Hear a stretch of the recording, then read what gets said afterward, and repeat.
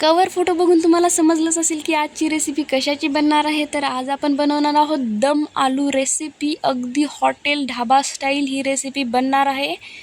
तुमच्या तोंडाला पाणी सुटल्याशिवाय राहणार नाही. तर आपण रेसिपीला लगेच सुरुवात करणार आहोत. मी प्रिया स्वागत करते तुमचं चव मराठी मातीची या यूट्यूब चॅनलमध्ये. चला तर रेसिपीला सुरुवात करूयात. इथे मी घेतलेले आहेत 10 ते 15 छोटे छोटे आलू उकडून घेतलेले आहेत आणि त्याची सालही काढून घेतलेली आहे. कढईमध्ये तेल गरम करायला ठेवलं होतं. त्यामध्ये हे आलू टाकून आपल्याला मस्तपैकी फ्राय करून घ्यायचे आहेत. 6 ते 7 मिनटं सहज लागतात हे आलू फ्राय करायला. तर तुम्हीही अशा प्रकारे आलू फ्राय करून घ्या. आणि जोपर्यंत हे आलू फ्राय होत आहेत तोपर्यंत आपण कांदा, लसूण आणि अद्रकीची पेस्ट मिक्सरच्या भांड्याला काढून घेणार आहोत. इथे मी मोठमोठाली 2 कांदी कापून घेतली होती, रफली चॉप केली होती आणि 7 ते 8 पाकळ्या लसणाच्या, अर्धा इंच अद्रकीचा तुकडा छोटा छोटा कापून घेतलेला आहे आणि त्याला मिक्सरच्या भांड्यामध्ये टाकून घेत आहेत आणि याची प्युरी बनवून घेणार आहोत. तोपर्यंत आपले आलू अशा प्रकारे झालेले आहेत आणि याला आपल्याला पलटून घ्यायचं आहे चमच्याच्या सहाय्याने किंवा काट्याच्या सहाय्याने. तुम्ही याला काट्याने छिद्र पण करू शकता, म्हणजे आतून पण खूप छान मसाला जातो. तर मी ते पाडलेले नाही, तुम्हाला पाडायचे तर तुम्ही पाडू शकता. आणि ही प्युरी तयार आहे आपल्याची कांद्याची प्युरी. तर याला प्लेटमध्ये काढून घेणार आहोत. पूर्ण भांड्याची प्युरी या प्लेटीमध्ये आपल्याला काढून घ्यायची आहे आणि लगेच आपल्याला टोमॅटो प्युरी पण बनवून घ्यायची आहे. तर इथे मी साधारण आकाराची 3 टोमॅटो कापून घेतलेली आहेत आणि 2 तासासाठी 7 ते 8 काजू भिजत ठेवले होते, तेही मी इथे ॲड करणार आहे या टोमॅटो प्युरीमध्ये. तर भांड्यामध्ये मिक्सरचे आपल्याला ते बारीक काढून घ्यायचं आहे. आणि हे अशा प्रकारे आपले गोल्डन कलरचे आलू किंवा पोटॅटो तयार आहेत. आणि इथं त्याच कढईमध्ये थोडंसं तेल ठेवलेलं आहे आणि फोडणीची तयारी करत आहोत. एक दालचिनीचा तुकडा, 2 इलायची तुकडे क्रश करून घेतलेले आहेत, 2 लवंगा आणि 3 ते 4 काळी मिरी टाकलेली आहेत. याला छान तडतडू द्यायचं आहे आणि आपल्याला 3 ते 4 हिरव्या मिरच्या टाकायले. तुमच्याजवळ जर लाल मिरच्या असतील तर तुम्ही लाल मिरच्याही इथे वापरू शकतात. लाल मिरच्याचाच वापर करता येतं, माझ्याजवळ नव्हत्या म्हणून मी हिरव्या मिरच्या टाकलेल्या आहेत. तुमच्याजवळ असतील तर तुम्ही लाल मिरच्या नक्कीच टाका. ते ह्या मस्तपैकी कलर आला मिरच्याला की आपण याच्यात कांदा आणि लसूण आणि अद्रकीची प्युरी ॲड करणार आहोत. अशा प्रकारे मस्तपैकी कांदा कच्चा राहणार नाही इतपत आपल्याला ही कांद्याची पेस्ट तेलामध्ये परतून घ्यायची आहे. जोपर्यंत आपली कांद्याची पेस्ट मस्तपैकी होत आहे तोपर्यंत आपण एक मसाला बनवून घेऊयात. इथे मी सगळे मसाले बनवून घेणार आहे. लाल तिखट, हळद पावडर, धनेपूड, जिरं पूड, पावभाजी मसाला आणि माझा पनीर मसालाही होता. त्याचबरोबर गरम मसाला मी इथे टाकलेला आहे 1 चमचा. सगळे 1-1 चमचा घेतलेला आहे आणि याला थोडंसं पाणी टाकून अशा प्रकारे एक मिक्सचर बनवणार आहे. मसाला मिक्सचर आहे हे. तर आणि इथं अशा प्रकारे आपला कांदा झालेला आहे. आपण ते मिक्सचर बाजूला ठेवलेलं आहे थोड्या वेळ. आणि यामध्ये आपण टाकणार आहोत टोमॅटो प्युरी. ही बघा अशा प्रकारे. आणि याला छान मिक्स करून घ्यायचं आहे आणि चांगलं तेल सुटेपर्यंत आपल्याला ही प्युरी मस्तपैकी तेलामध्ये फ्राय करून घ्यायची आहे. कमीत कमी 7 ते 8 मिनटं तुम्हाला लो टू मीडियम गॅसवर या ग्रेव्हीला बनवायला लागतात आणि तेवढे सहज लागतात. अशा प्रकारे तेल सुटेपर्यंत आपल्याला हे बनवून घ्यायचं आहे. थोडीशी कोथिंबीर ॲड करत आहे मी या स्टेजला, कारण कोथिंबीरीचा वास मस्त ग्रेव्हीला लागतो.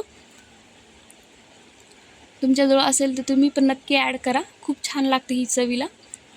आणि थोडंसं झाकण ठेवायचं आहे आपल्याला अगदी 2 ते 3 मिनटासाठी, म्हणजे ती ग्रेव्ही पटकन शिजून येईल आपली तेलामध्ये. आणि 2 मिनटं झालेली आहेत. हे बघा अशा प्रकारे तेल सुटलेलं आहे आपल्या साईडने. टोमॅटो आणि कांद्याच्या प्युरीला मस्तपैकी ग्रेव्ही तयार व्हायली आपली.